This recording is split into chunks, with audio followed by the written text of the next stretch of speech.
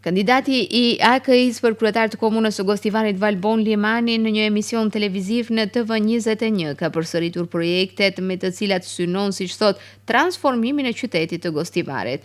Për 18 muaj rikonstruam tërësisht bulevardin Goce Delçev. Kemi filluar gjithashtu rikonstruimin e bulevardit më të madh vëllezrit Gjinuski, i cili është në proces, ndërsa paralelisht kemi realizuar ekspropriimin e një shtëpie që pengonte këtë segment.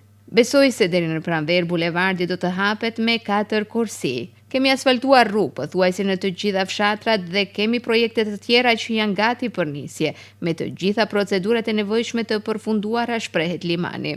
Ai shton se komuna financon 2 qendra rinore dhe në bashkëpunim me shoqatën e prindërve të fëmijëve me autizëm funksionon qendra Blue Puzzle, e cila konsiderohet si një nga më të mirat në rajon dhe mbështetet nga komuna e Ministria Përkatëse.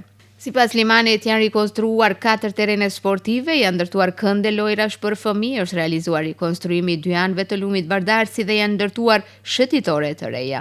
Projektet me prioritet sipas tij përfshin ndërtimin e një ure të re pranë gjykatës, për të cilën procedurat janë drejt përfundimit, ndërtimin e një parkingu nën toksor në afërsi të komunës, si dhe transformimin e sheshit të qytetit, i cili konsiderohet si një nga projektet më serioze.